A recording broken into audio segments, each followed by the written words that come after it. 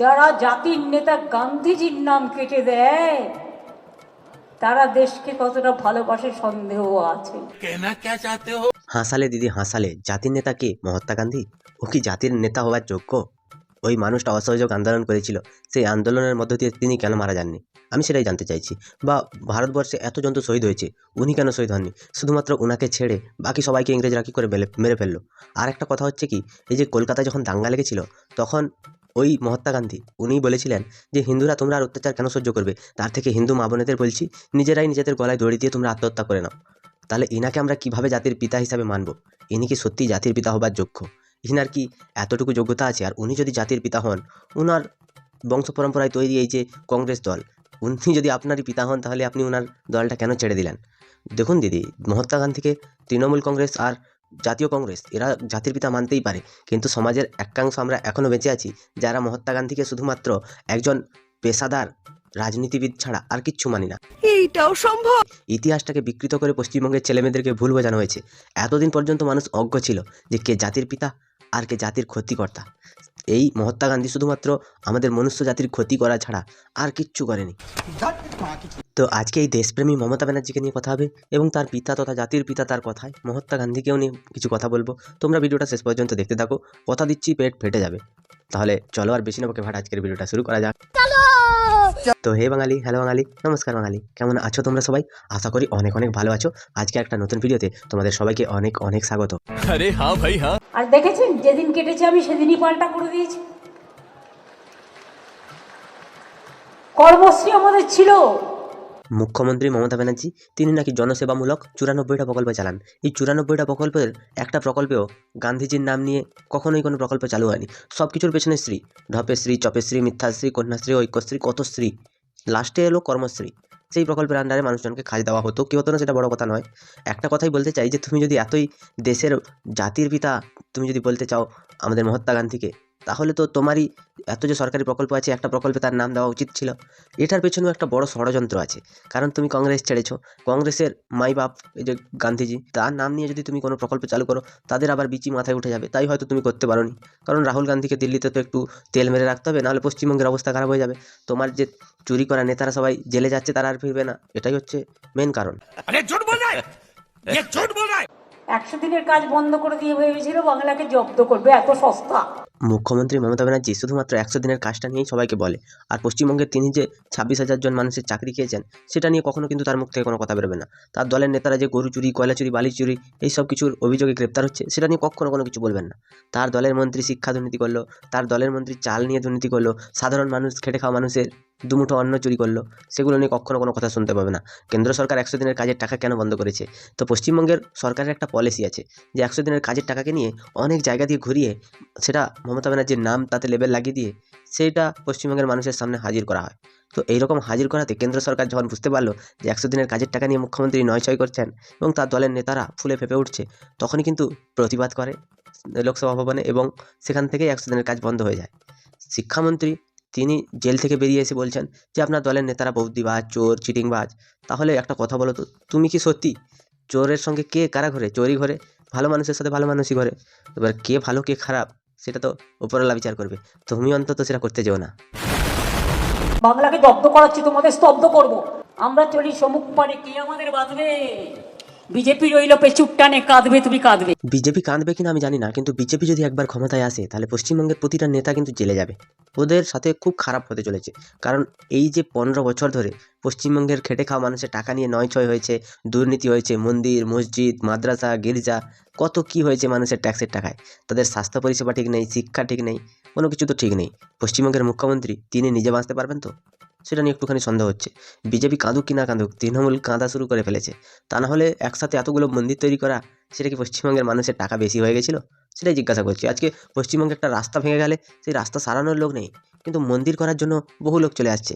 এই যে হিডকোকে পশ্চিমবঙ্গের মুখ্যমন্ত্রী তিনি যে কন্ট্রাক্টগুলো দেন, যে এই যে মন্দির, মসজিদ, গির্জা সব কিছু করার, এবার আমার একটা প্রশ্ন আছে, ছোট্ট প্রশ্ন, যে এই যে টাকাগুলো এগুলো আবার ঘুরপথে কমিশন হয়ে ইলেকট্রাল বন্ডের মাধ্যমে মুখ্যমন্ত্রীর অ্যাকাউন্টে ঢোকে না তো? মুখ্যমন্ত্রী মমতা ব্যানার্জির আদর্শ অনুপ্রেরণায় সেই যে বইগুলো লেখা হয়ে গেছিলো, সেই বইগুলো এখন স্কুলে স্কুলে পৌঁছে গেছে। ছাত্রছাত্রীরা পড়ুক কি না পড়ুক, মমতা ব্যানার্জির বই পৌঁছে গেছে এবং টাকাও হয়তো ওনার অ্যাকাউন্টে পৌঁছে গিয়ে থাকবে।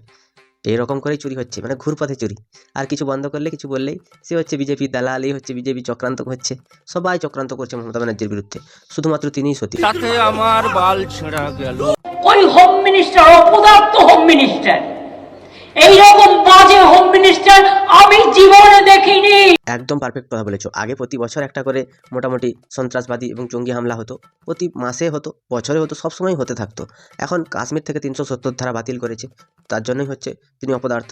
তিনি পশ্চিমবঙ্গের শাসন ব্যবস্থা এটার পরিবর্তন এনেছেন, তার জন্য তিনি অপদার্থ। তিনি যে এই যে দলের তৃণমূল দলের নেতা মন্ত্রীগুলোর পেছনে ইডি সিবিআই লাগিয়েছেন যে তারা কী করে ফুলে ফেঁপে উঠছে সেটার জন্য, তাই তিনি অপদার্থ। সব কিছু করেই তিনি অপদার্থ। আর মুখ্যমন্ত্রী মমতা ব্যানার্জি তিনি কিছু না করেই পদার্থের মতো ঘুরে বেড়াচ্ছেন। এতটুকু যদি লজ্জা থেকে থাকতো তাহলে মুখ তুলে এনারা ভোটের প্রচারে যেতেনই না। পশ্চিমবঙ্গের মানুষের জন্য কি করেছেন?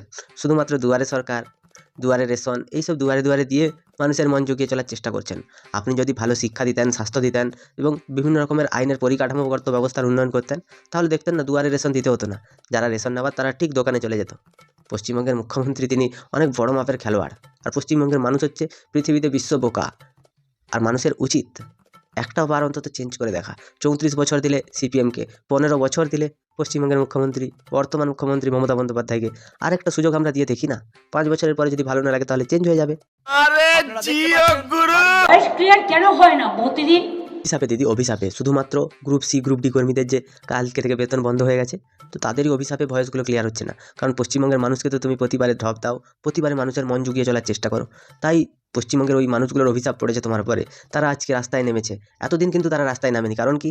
কারণ ওরা জানে ওরা চুরি করে চাকরি পেয়েছিল, তাই ওনারা রাস্তায় নামেননি। আজকে বেতন বন্ধ হতে রাস্তায় নেমেছেন।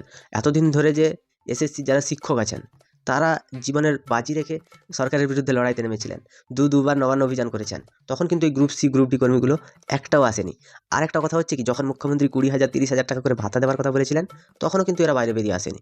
আজকে বেতন বন্ধ হতে বাইরে বেরিয়ে এসছে, মানে ইঁদুরের গর্তে জল ঢেলেছে কি ইঁদুর বেরিয়ে এসছে, নিঃশ্বাস নিতে পারছে না, তাই এরকম হচ্ছে।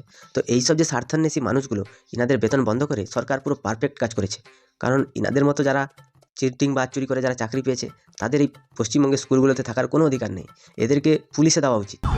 এটা হাস্যকর। মাইক ম্যান কিন্তু ইনডোরে যারা কাজ করছেন আমি বারবার দেখছি প্রবলেম ক্রিয়েট করছেন। আমি আগের দিনও দেখে গেছি, আজকেও দেখছি। সব কিছুই কিন্তু বিজেপির চক্রান্ত দিদি। এই বিজেপি পার্টিটা তোমাকে কখনোই ভালো করে কোনো কিছু করতেই দেয় না। এরা ভালো করে মিটিংটুকু করতে দিচ্ছে না। কত পরিমাণে তোমাকে জ্বালাচ্ছে তুমি ভাবো তো। মাইকম্যান পর্যন্ত বিজেপির চক্রান্তে সামিল হয়ে গেছে, তাই এরা ভালো করে সাউন্ড সার্ভিস দিতে পারছে না, মানুষের কাছে তোমার কথা পৌঁছচ্ছে না। প্রতিবারে সেই নেতাজি ইন্ডোরটাকে একটা দুর্নীতির মঞ্চ তৈরি করে রেখেছেন মুখ্যমন্ত্রী। প্রতিবারে গিয়ে দুর্নীতি নিয়ে গুণগান গাইবেন, নিজেরা যে দুর্নীতি করছেন সেটা নিয়ে একটা কথাও বলবেন না। তিনি 26,000 জন শিক্ষককেও সেম জায়গাতে নিয়ে গেছিলেন, সেখানটায় নিয়ে গিয়ে বলেছিলেন যে আমি এই বেঁচে থাকতে তোমাদের কোনো ক্ষতি হবে না, তোমাদের আর পরীক্ষা দিতে হবে না, তোমরা নিশ্চিন্ত মনে স্কুলে যাও, এগুলোও বলেছিলেন। এই সেই নেতাজি ইন্ডোর। আর এই সেই নেতাজি ইন্ডোর যেখান থেকে মুখ্যমন্ত্রী মমতা ব্যানার্জি বলেছিলেন যে ওয়াক অফ আইন আমি আমার জীবন থাকতে কখনোই মেনে নেবো না। ওইখানটায় 2-4টে চিটিংবাজ সাধু সন্তকে এনে দাঁড় করিয়েছিলেন। সেই সব চিটিংবাজরা তারা বলেছিল আমরা সবাই সব ধর্মের অধিকারী। সত্যি তার মুখে জুতো মারতে হবে, আর কিচ্ছু না। This is too bad. এবার কিন্তু আমি অ্যাকশন নেবো, আমি বলে দিলাম। আমি আগের দিনও ইন্ডাস্ট্রি মিটিং এ দেখে গেছি লোকের এই কমপ্লেন এসছে। টাকা নিয়ে কাজ করেন আপনারা, সেটা আপনার প্রাপ্য। আর কতজনের বিরুদ্ধে অ্যাকশন নেবে দিদি? আজ পর্যন্ত তো তুমি প্রতিটা সাধারণ মানুষের উপর অ্যাকশন নিয়েছো। এটা একটা ইলেকট্রিকের জিনিস, এই জিনিস বিগড়াতে পারে, এই জিনিসের কোনো ঠিক ঠিকানা নেই, হতে পারে কোনো একটা খারাপ কিছু হয়েছে, তা বলে কি তুমি তার বিরুদ্ধে অ্যাকশন নেবে? সত্যি দিদি, এটা কি ভাবা যায়? সরকারি কর্মচারীদের কোনো রকম কোনো দাম নেই, পুলিশ হচ্ছে তোমার পায়ের জুতো, তুমি যখন ইচ্ছে খুলে ফেলবে, যখন ইচ্ছে করে নেবে। আর একটা কথা হচ্ছে কি, তোমার মতো এত বড় স্বৈরাচারী শাসক আর পশ্চিমবঙ্গের মানুষ দেখেনি, কারণ তুমি একজন সরকারি কর্মচারীকে অপমান করছো একজন সরকারের প্রধান হয়ে। এতটা নির্লজ্জতা, এই মানুষগুলো আবার তোমাকে ঘুরে ফিরে ভোট দেবে। এই মানুষগুলোরও দোষ আছে, শুধুমাত্র মুখ্যমন্ত্রীর দোষ নয়। शाबाश बेटा, बहुत बढ़िया। আমাদের কি মতামত তোমরা আমায় কমেন্টে জানিও। যদি ভিডিওটা ভালো লাগে তাহলে লাইক করো, কমেন্ট করো, শেয়ার করো, সাবস্ক্রাইব করো, পাশে থাকা বেল আইকনটা প্রেস করতে একদম ভুলবে না। সবাই ভালো থেকো, সুস্থ থেকো, সাবধানে থেকো, আর দেখতে থাকো বাংলা আর কোনে ঘর।